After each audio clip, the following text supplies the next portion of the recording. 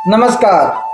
हम आचार्य दीपक त्रिपाठी आज चर्चा करेंगे वैशाख कृष्ण पक्ष एकादशी। जी हाँ, जिसे हम लोग योगिनी एकादशी के नाम से जानते हैं, उसकी पौराणिक व्रत गाथा के बारे में आज विस्तार से चर्चा करेंगे।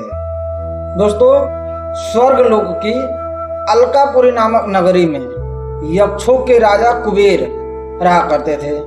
वे भगवान शिव के परम भक्त थे और प्रतिदिन नियम से उनकी पूजा किया करते थे।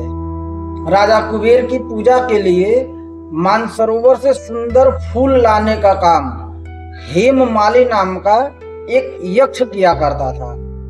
उस यक्ष की एक विशालाक्षी नाम की अत्यंत सुंदर पत्नी थी, जिससे वह अगाध प्रेम करता था।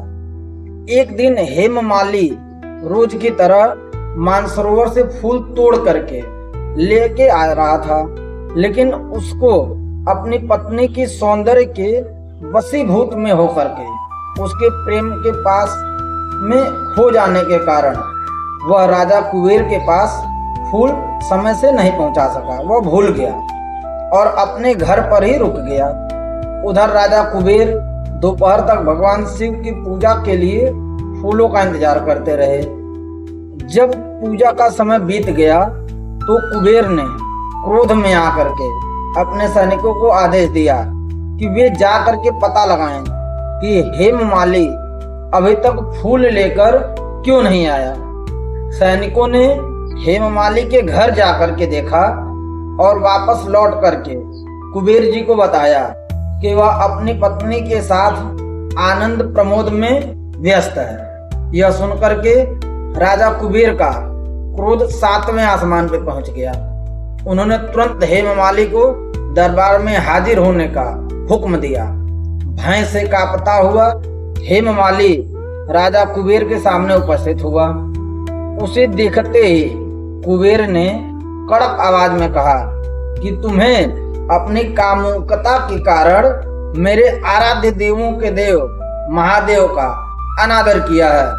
तुम्हें अपनी जिम्मेदारियां नहीं निभाई, इसलिए मैं तुम्हें श्राप देता हूँ कि तुम इसी क्षण स्त्री के वियोग का दुख झेलोगे और मृत लोक में यानी पृथ्वी पर जाकर के कुष्ठ रोग से, जिसे कोढ़ कहते हैं, कोढ़ी बन जाओगे।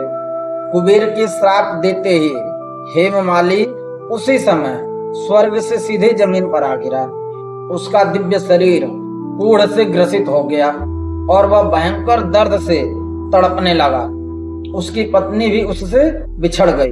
वह जंगलों में भूख और प्यास से भटकने लगा, लेकिन पिछले जन्म में की गई शिव पूजा के प्रभाव से उसकी चेतना और याददाश्त नष्ट नहीं हुई थी, जिसके चलते उसने अपने किए पर निरंतर पछतावा होता रहा।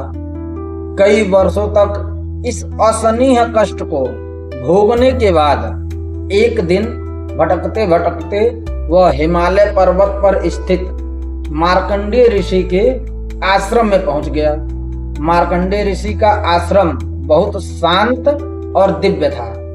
जब ऋषि जी ने उसे अत्यंत पीड़ित कोढ़ी यक्ष को देखा तो उन्होंने अपने तपोबल से उसके दुखों का अतीत का कारण जान लिया। हेममाली ऋषि के चरणों में गिरकर रोने लगा, हाथ जोड़ता है, प्रार्थना करता है और अपने उद्धार के उपाय को पूछता है। मार्कंडेय ऋषि ने दयापूर्वक उससे कहा कि तुमने मुझसे कोई बात नहीं छुपाई और सच सच कह दिया, इसलिए मैं तुम्हें एक अत्यंत फलदायी उपाय बताता हूँ। तुम आषाढ़ मास के कृष्ण पक्ष में आने वाली योगिनी एकादशी का पूरे विधि विधान से व्रत करो। इस व्रत के पुण्य प्रताप से तुम्हारे सभी पाप कट जाएंगे और रोग नष्ट हो जाएंगे। हेममाली ने मार्कंडेय ऋषि के वचनों पर पूर्ण विश्वास किया और आषाढ़ मास के कृष्ण पक्ष के एकादशी पर आने पर श्रद्धा पूर्वक निराहार रहकर योगिनी एकादशी का व्रत भगवान विष्णु की पूजा को विधि विधान से किया। इस व्रत के प्रभाव से उसका कोढ़ पूरी तरह से ठीक हो गया। उसकी त्वचा कंचन जैसी चमकने लगी और उसे अपना पुराना दिव्य रूप वापस मिल गया। वह मृतलोक के कष्टों से मुक्त होकर पुनः स्वर्ग लोक में अपनी पत्नी विशालाक्षी के पास लौट गया और आनंद पूर्वक रहने लगा। दोस्तों, यह है आषाढ़ कृष्ण पक्ष में आने वाली योगिनी एकादशी की पौराणिक कथा। वर्ष 2026 में योगिनी एकादशी कब है, इसका शुभ मुहूर्त क्या है, यह सब हम इस वीडियो के पहले वाले वीडियो में बता चुके हैं। अगर आपको देखना है वह वीडियो, अभी तक आपने नहीं देखा है, तो लिंक वीडियो का डिस्क्रिप्शन में हम डाल दिए हैं, उसको आप देख सकते हैं। और अगर आपको सनातन धर्म से संबंधित कुछ भी जानकारी प्राप्त करना है तो आप कमेंट करें।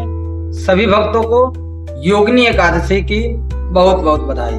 धन्यवाद।